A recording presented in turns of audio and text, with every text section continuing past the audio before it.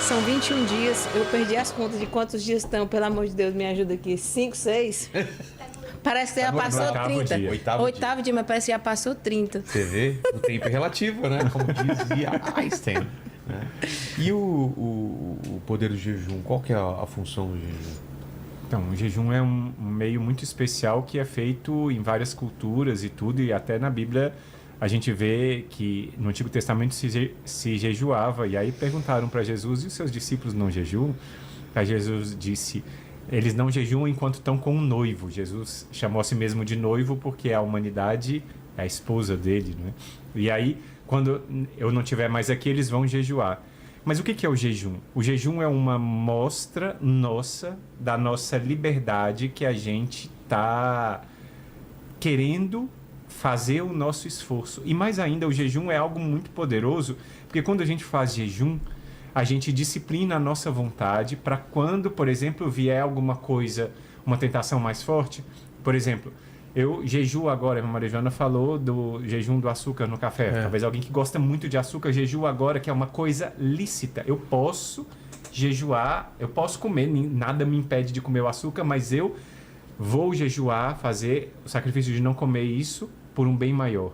E depois, quando chegar uma tentação violenta de algo que me é ilícito, por exemplo, uma pessoa casada, que vem uma tentação de traição, naquela hora a pessoa já está mais fortalecida. Então, o jejum é um fortalecimento para o nosso corpo que tem a dimensão espiritual, que nós não somos só matéria, nós temos a parte espiritual. Então, ele fortalece a nossa união com Deus. Inclusive, a gente falava de Medjugorje, um dos grandes pedidos de Medjugorje, ela fala que nós podemos derrotar o Golias como o Davi. Lá na Sagrada Escritura, no livro de Samuel, a gente sabe a história do rei Davi, que ele derrotou o gigante Golias com uma funda, que parece o que? Um estilingue, né? Ou lá no Nordeste, como chama? Baladeira, né? Baladeira. Ou baladeira. Baladeira. Então, a baladeira, lá em Fortaleza é a baladeira, né? Aqui a baladeira a gente chama Fabi.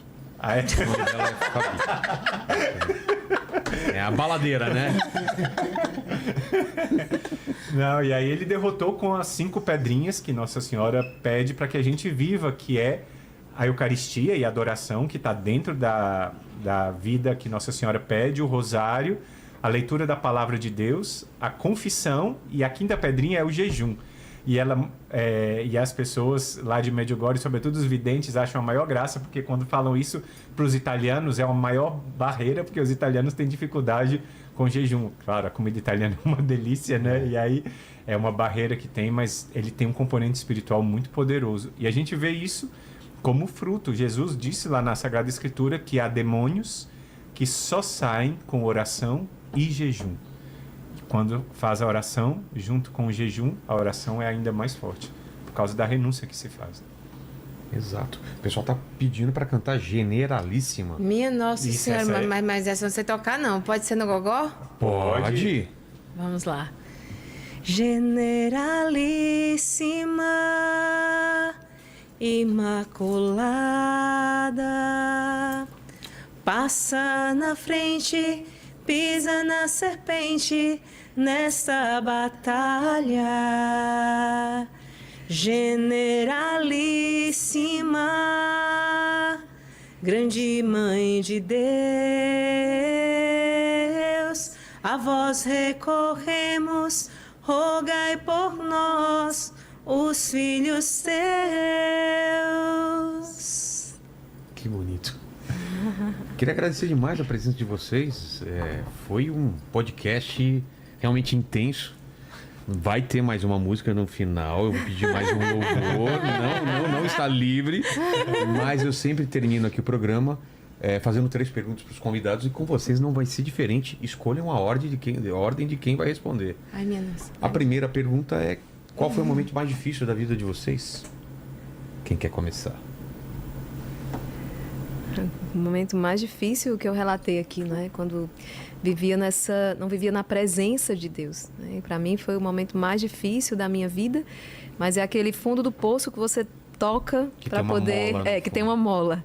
Mas com certeza foi o período mais difícil, porque depois que você está com Deus, as dificuldades acabam, tudo converge para o bem dos que amam o Senhor, né? Então aquilo que vem para destruir acaba nos fortalecendo. Então Esse foi o período mais difícil. Agora, Vilela, estávamos todos esperando aqui você fazer uma pergunta diferente. Era assim, ó, porque tinha lá na...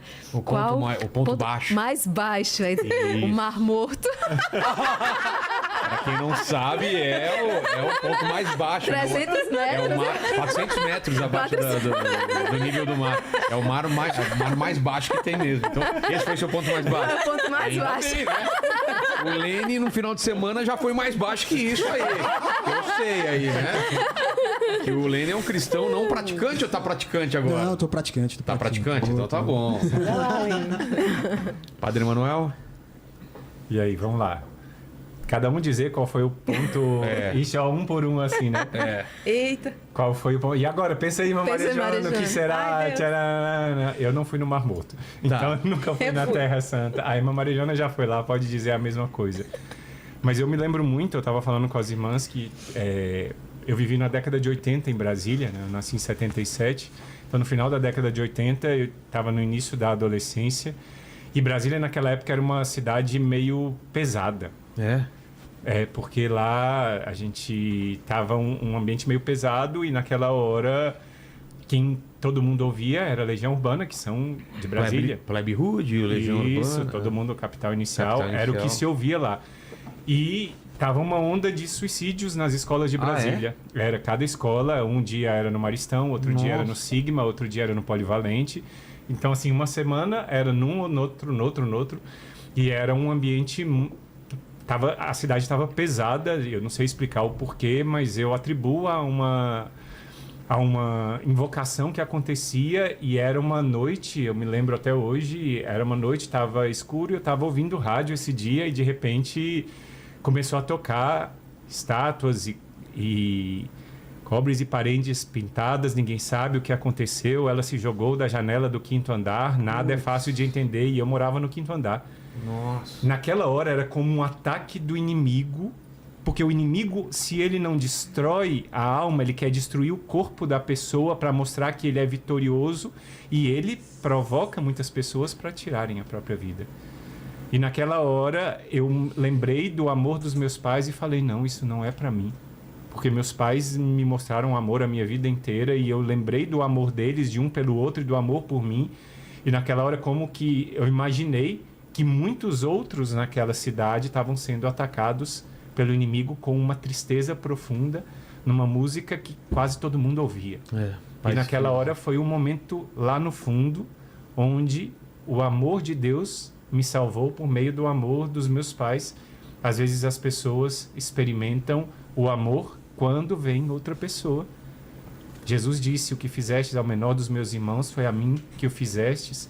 E como é importante para um filho experimentar um amor de um pai e de uma mãe que sustenta ele. E naquela hora eu senti a força de Deus me deixando firme ali, mesmo ouvindo aquela música. Aí eu desliguei ali, acendi a luz, fui fazer outra coisa e vi que aquilo tinha sido um ataque espiritual por meio de uma canção.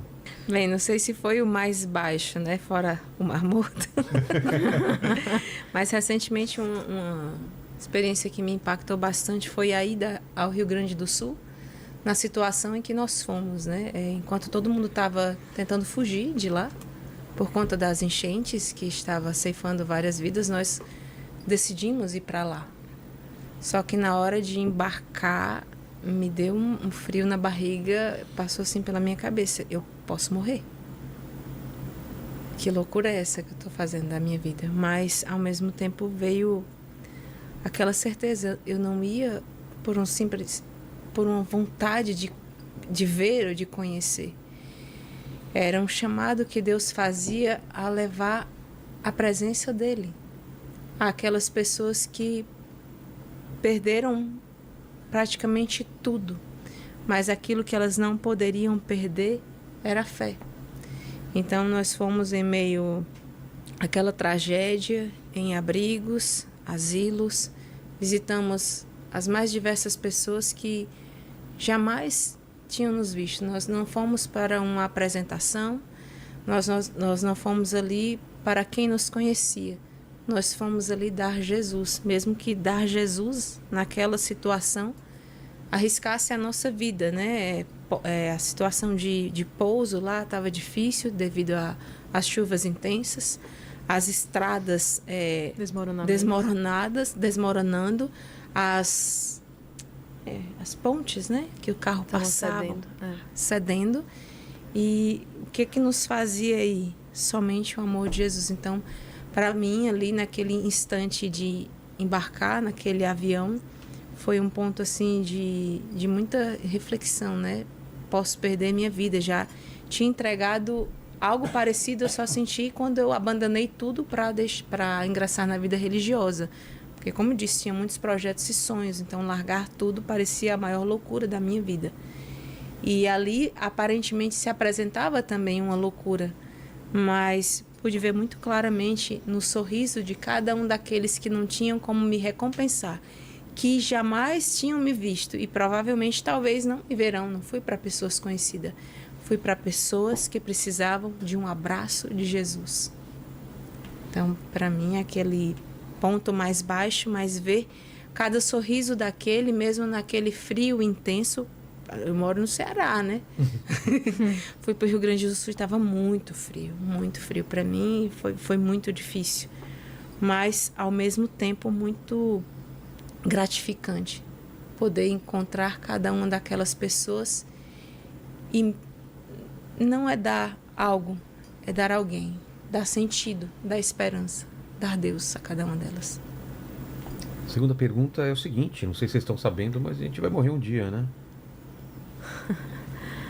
E esse podcast vai ficar um pouquinho mais de tempo do que a gente aqui na Terra, então manda uma mensagem para o futuro, para quem está assistindo esse vídeo depois de nós aí. Quais seriam as últimas palavras de vocês, o epitáfio? Eu e a irmã Maria Joana temos a mesma palavra. Temos uma grande devoção, um grande amor por Santa Teresinha do Menino Jesus, né? E é ela que vai dizer assim: eu não me arrependo de me haver entregue ao amor, né? Não foram as últimas palavras, mas uma das últimas, né? E ela disse: eu não me arrependo de me ter entregue ao amor. Então, seria essa palavra, né? De ter dado tudo pelo tudo, como diz também São João da Cruz, né? Não me arrependo. Como é uma vida feliz, Vilela, estar com Deus, sabe? Como é uma vida feliz poder gritar para o mundo com a nossa vida, não é? Muitas pessoas, inclusive, pediram para a gente vir aqui para poder expressar o que é a vida religiosa. E a vida religiosa é uma vida de renúncia, é uma vida de sacrifício, é uma vida, assim, castidade, pobreza e obediência. Mas como nós somos felizes, felizes. O nosso coração é um coração tão livre, sabe? Para amar o Senhor e para amar todos que Deus coloca no nosso caminho. O coração de um celibatário é esse coração que não suportaria amar apenas um. Então ele ama todos.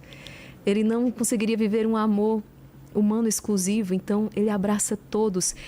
E isso traz tanta fecundidade para a igreja. Veja a multidão de filhos espirituais. Então, nós não somos estéreis. E com a nossa vida poder ser já o cumprimento da profecia, porque se a vida matrimonial, não é uma profecia para aquilo que acontecerá no final entre Cristo, a sua igreja, entre cada alma e Deus, a vida religiosa é já na terra o cumprimento dessa profecia, é este céu antecipado.